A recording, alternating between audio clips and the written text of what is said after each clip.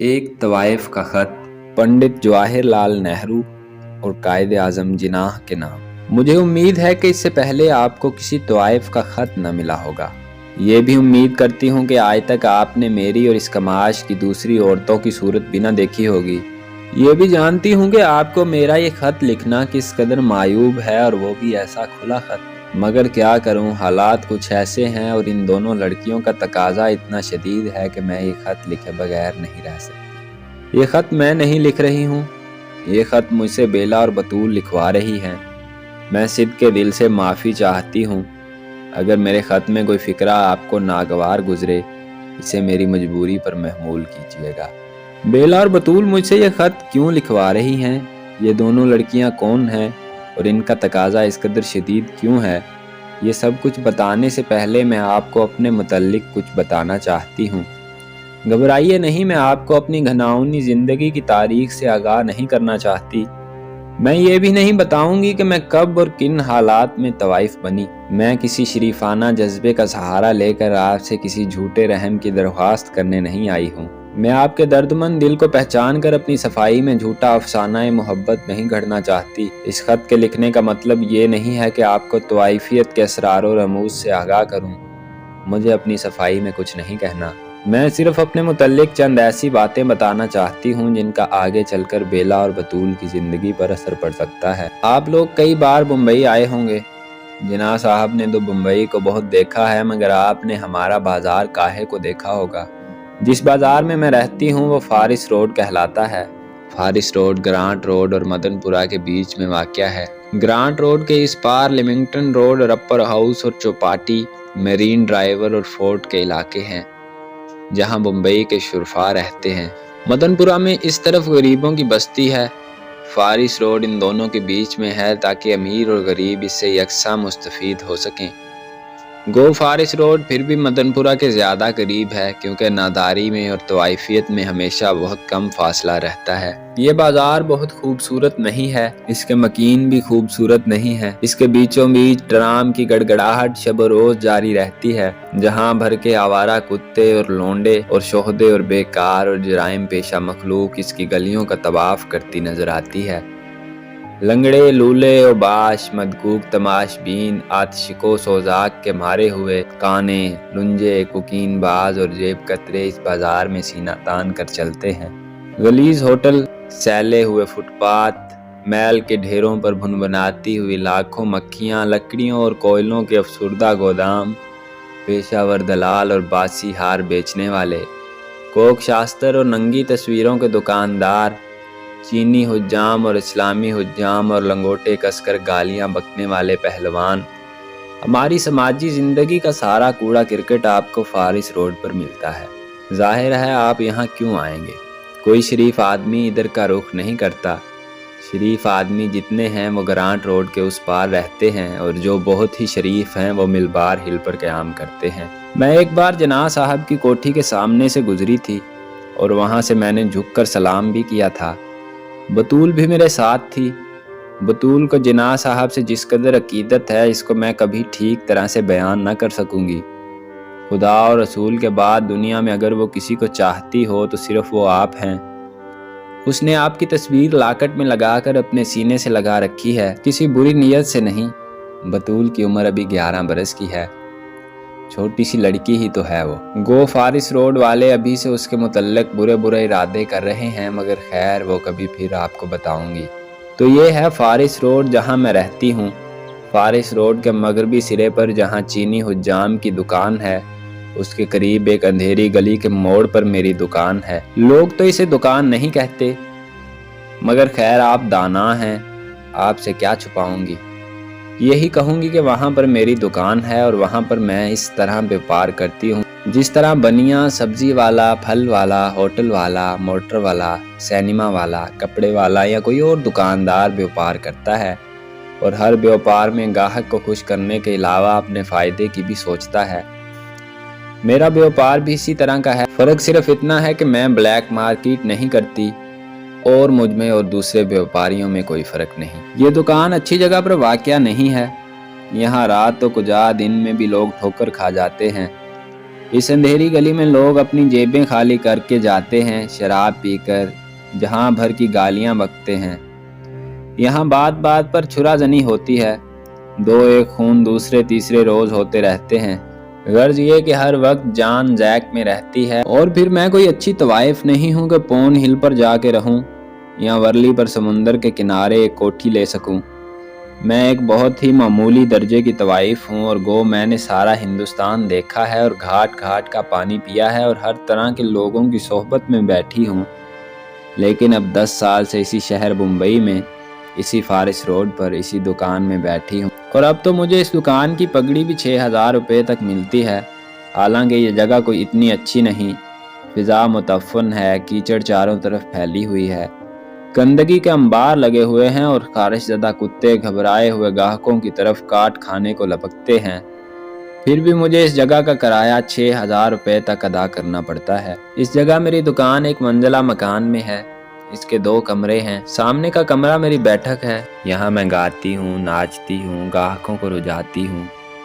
पीछे का कमरा बावर्ची खाने और गुस्ल खाने और सोने के कमरे का काम देता है।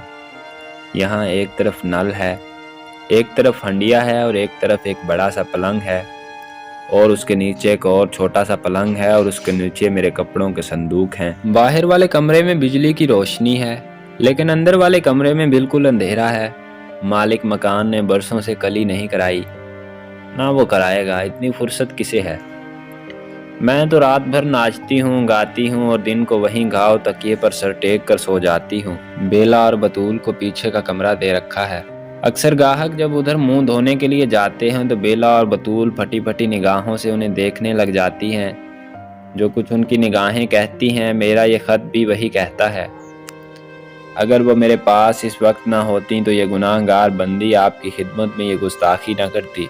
जानती हूँ दुनिया मुझ पर थू थू करेगी, जानती हूँ शायद आप तक मेरा ये खत भी ना पहुँचेगा, फिर भी मजबूर हूँ ये खत लिख कर रहूँगी कि बेला और बतूल की मर्जी यही है। शायद आप क्यास कर रहे हों कि बेला और बतूल मेरी लड़कियां हैं। नहीं, ये गलत है, मेरी कोई लड़की नहीं है। इन दोनों लड़कियों को मैंने बाजार से खरीदा है। जिन दिनों हिंदू मुस्लिम फसाद जोरों पर था और ग्रांट रोड और फारस रोड और मदनपुरा पर इंसानी खून पानी की तरह बहाया जा रहा था, इन दिनों मैंने बेला को एक मुसलमान दलाल से 300 रुपये के एवज खरीदा था। ये मुसलमान दलाल इस लड़की को दिल्ली से लाया था, जहां बेला के माँ बाप रहते थे। बेला के माँ बाप रावलपिंडी में राजा बाजार के अकब में पूंछ हाउस के सामने की गली में रहते थे। मुतवस्सत तबके का घराना था। शराफत और सादगी घुट्टी में पड़ी थी। बेला अपने माँ बाप की इकलौती बेटी थी और जब रावलपिंडी में मुसलमानों ने हिंदुओं को तहे तेग करना शुरू किया, इस वक्त चौथी जमात में पढ़ती थी। ये 12 जुलाई का वाकया है।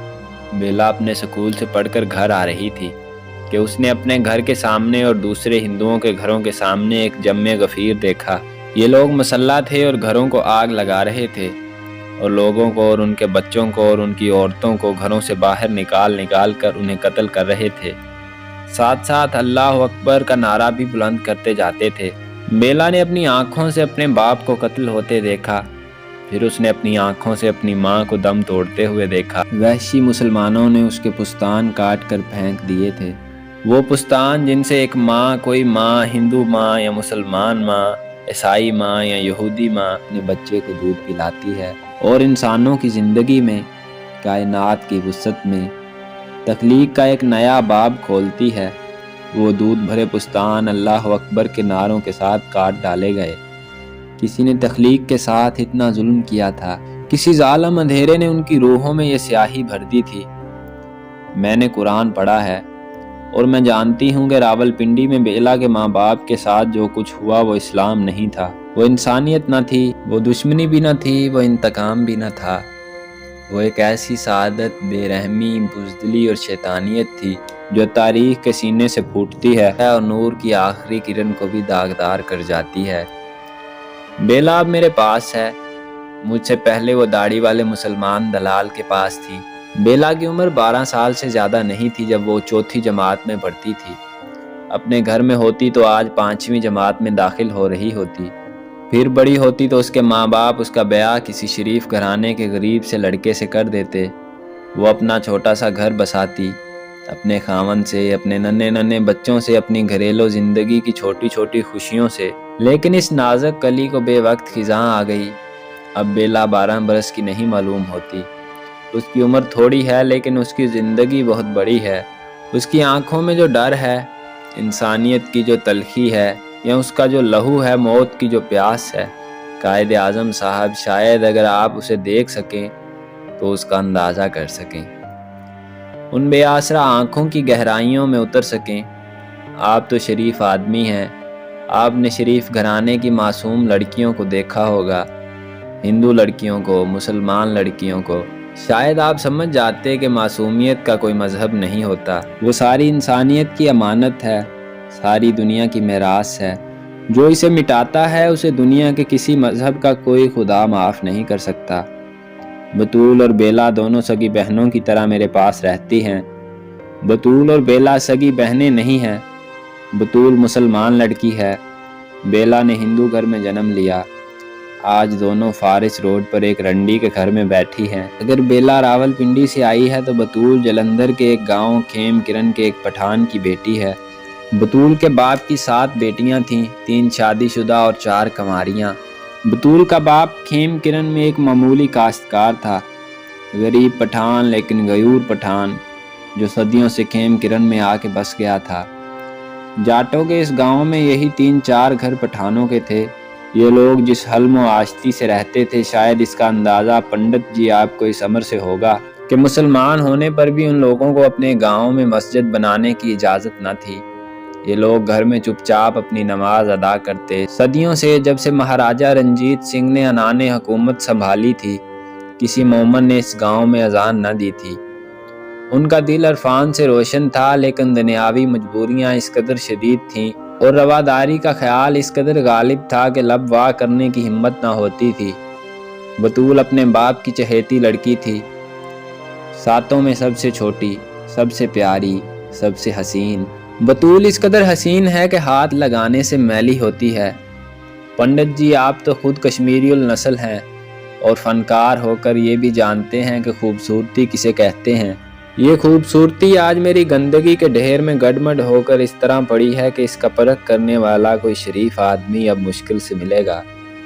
اس گندگی میں گلے سڑے مارواڑی، گھنی مونچھوں والے ٹھیکیدار، ناپاک نگاہوں والے چور بازاری ہی نظر آتے ہیں۔ بطول بالکل ان پڑھ ہے، اس نے صرف جناح صاحب کا نام سنا تھا، پاکستان کو ایک اچھا تماشا سمجھ کر اس کے نعرے لگائے تھے، جیسے 3-4 برس کے ننھے بچے گھر میں انقلاب زندہ باد کرتے پھرتے ہیں۔ 11 برس ہی کی تو وہ ہے، ان پڑھ بطول۔ وہ چند دن ہی ہوئے میرے پاس آئی ہے۔ ایک ہندو دلال اسے میرے پاس لایا تھا، میں نے اسے 500 روپے میں خرید لیا۔ اس سے پہلے وہ کہاں تھی یہ میں نہیں کہہ سکتی۔ ہاں، لیڈی ڈاکٹر نے مجھ سے بہت کچھ کہا ہے، اگر آپ اسے سن لیں تو شاید پاگل ہو جائیں۔ بطول بھی اب نیم پاگل ہے۔ اس کے باپ کو جاٹوں نے اس بے دردی سے مارا ہے کہ ہندو تہذیب کے پچھلے 6000 برس کے چھلکے اتر گئے ہیں اور انسانی بربریت اپنے وحشی ننگے روپ میں سب کے سامنے آ گئی ہے۔ پہلے تو جاٹوں نے اس کی آنکھیں نکال لیں، پھر اس کے منہ میں پیشاب کیا، پھر اس کے حلق کو چیر کر اس کی آنتیں تک نکال ڈالیں، پھر اس کی شادی شدہ بیٹیوں سے زبردستی منہ کالا کیا۔ اسی وقت ان کے باپ کی لاش کے سامنے ریحانہ، گل درخشاں، مرجانہ، سوہن بیگم، ایک ایک کر کے وحشی انسان نے اپنے مندر کی عورتوں کو ناپاک کیا، جس نے انہیں زندگی عطا کی، جس نے انہیں لوریاں سنائی تھی، جس نے ان کے سامنے شرم اور عجز سے اور پاکیزگی سے سر جھکا دیا تھا، ان تمام بہنوں اور ماؤں کے ساتھ زنا کیا۔ ہندو دھرم نے اپنی عزت کھو دی تھی، اپنی رواداری تباہ کر دی تھی، اپنی عظمت مٹا ڈالی تھی۔ آج رگ وید کا ہر منتر خاموش تھا، آج گرنتھ صاحب کا ہر دوہا شرمندہ تھا، آج گیتا کا ہر اشلوک زخمی تھا۔ کون ہے جو میرے سامنے اجنتا کی مصوری کا نام لے سکتا ہے، اشوک کے کتبے سنا سکتا ہے، ایلورا کے صنم کے گن گا سکتا ہے؟ بطول کے بے بس بھنچے ہوئے ہونٹوں، اس کی باہوں پر وحشی درندوں کے دانتوں کے نشان اور اس کی بھری ہوئی ٹانگوں کی ناہمواری میں تمہاری اجنتا کی موت ہے، تمہارے ایلورا کا جنازہ ہے۔ तुम्हारी तहजीब का कफन है। आओ आओ मैं तुम्हें उस खूबसूरती को दिखाऊं जो कभी बतूल थी, इस मुतफ़्फ़न लाश को दिखाऊं जो आज बतूल है। जज्बे की रूह में बहकर मैं बहुत कुछ कह गई, शायद ये सब मुझे ना कहना चाहिए था। शायद इसमें आपकी सबकी है, शायद इससे ज़्यादा नागवार बातें आपसे अब तक किसी ने ना की होंगी, ना सुनाई होंगी। शायद आप ये सब कुछ नहीं कर सकते, शायद थोड़ा भी नहीं कर सकते। फिर भी हमारे मुल्क में आज़ादी आ गई है, हिंदुस्तान में और पाकिस्तान में, और शायद एक तवाइफ को भी अपने रहनुमाओं से पूछने का ये हक़ ज़रूर है कि अब बेला और बतूल का क्या होगा। बेला और बतूल दो लड़कियां हैं, दो कौमें हैं, दो तहजीबें हैं, दो मंदिर और मस्जिद हैं। बेला और बतूल आजकल फारिस रोड पर एक रंडी के यहाँ रहती हैं, जो चीनी हुज्जाम की बगल में अपनी दुकान का धंधा चलाती है। बेला और बतूल को यह धंधा पसंद नहीं। मैंने उन्हें खरीदा है, मैं चाहूँ तो उनसे ये काम ले सकती हूँ, लेकिन मैं सोचती हूँ मैं ये काम नहीं करूँगी जो रावलपिंडी और जलंधर ने उनसे किया है। मैंने उन्हें अब तक फारिस रोड की दुनिया से अलग थलग रखा है। फिर भी जब मेरे गाहक पिछले कमरे में जाकर अपना मुंह हाथ धोने लगते हैं, उस वक्त बेला और बतूल की निगाहें मुझसे कहने लगती हैं, मुझे इन निगाहों की ताब नहीं, मैं ठीक तरह से उनका संदेशा भी आप तक नहीं पहुंचा सकती हूँ। आप क्यों ना खुद इन निगाहों का पैगाम पढ़ लें। पंडित जी, मैं चाहती हूँ कि आप बतूल को अपनी बेटी बना लें। जिना साहब, मैं चाहती हूँ कि आप बेला को अपनी दख्तर नेक अख्तर समझें। ज़रा एक दफ़ा इन्हें इस फारिस रोड के चंगल से छुड़ा के अपने घर में रखिए और उन लाखों रूहों का नोहा सुनिए। ये नोहा जो नोआखाली से रावलपिंडी तलक और भरतपुर से मुंबई तक गूंज रहा है, क्या सिर्फ गवर्नमेंट हाउस में उसकी आवाज़ सुनाई नहीं देती? ये आवाज़ सुनेंगे आप, आपकी मुखलिस फारिस रोड की एक तवाइफ।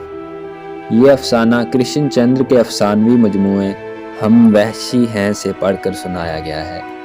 मज़ीद अच्छे अफसाने सुनने के लिए हमारा चैनल किताब दोस्ती सब्सक्राइब करें।